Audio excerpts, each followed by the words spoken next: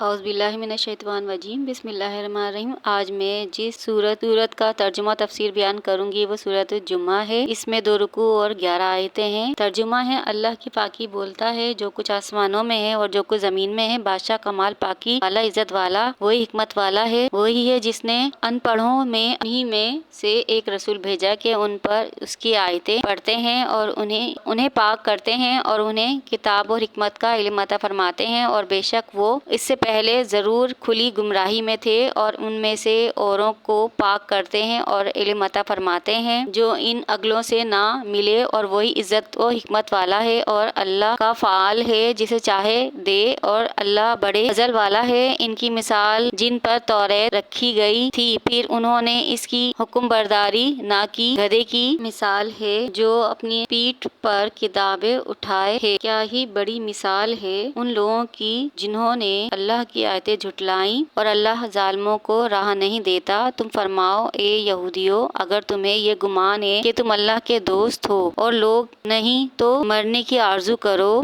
اگر تم سچے ہو، اور وہ کبھی اس کی آرزو نہ کریں گے۔ ان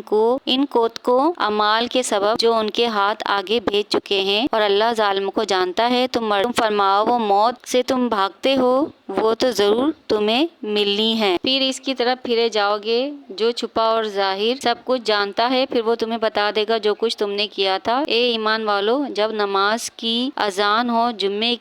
کے دن تو اللہ کے ذکر کی طرف دوڑو اور خرید و فروخت چھوڑ دو کہ تمہارے لیے بہتر ہے اگر تم جانو۔ پھر جب نماز ہو چکے تو زمین میں پھیل جاؤ اور اللہ کا فضل تلاش کرو اور اللہ کو بہت یاد کرو، اس امید پر کہ فلاح پاؤ۔ اور جب انہوں نے کوئی تجارت یا کھیل دیکھا اس کی طرف چل دیے اور تمہیں خطبہ میں کھڑا چھوڑ گئے، تم فرماؤ وہ جو اللہ کے پاس ہے کھیل سے اور تجارت سے بہتر ہے، اور اللہ کا رزق سب سے اچھا ہے۔ تفسیر کچھ یوں ہے کہ سورت مدینہ ہے، اس میں ایک تسبیح خلقت پر ہر شے کی اس کی ذات اور اس کی پیدائش خالق حقیقی کی قدرت و حکمت و وحدانیت کی دلالت کرتی ہے۔ دوسری تسبیح معرفت کی، یعنی کہ مخلوق اللہ کی کہ انسان معرفت تک کیسے پہنچے گا۔ تیسری تسبیح صلی اللہ علیہ وسلم کی صفت کی ہے کہ آپ امت امیہ پر مبعوث ہوئے اور ہر شرک سے پاک تھے، کہ شرک آپ کے آنے سے پہلے پھیلا ہوا تھا، مگر آپ صلی اللہ علیہ وسلم نے ان تمام کاموں کی ممانعت فرمائی ہے، اور آپ کے بعد کوئی نبی نہیں آئے گا۔ یہی وجہ تھی کہ آپ کی ذات صفات سب سے جداگانہ تھی اور آپ سب سے منفرد تھے، اور یہ دنیا جب تک قائم رہے گی جب تک آپ کے نام لینے والے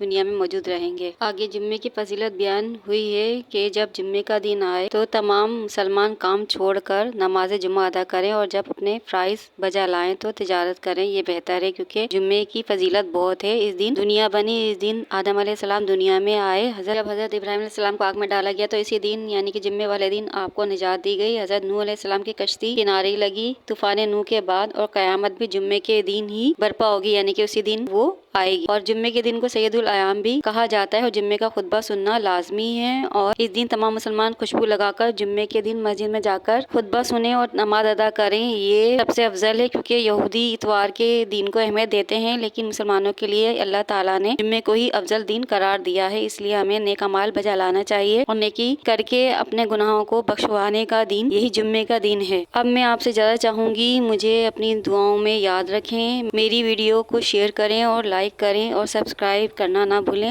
اللہ نگہبان۔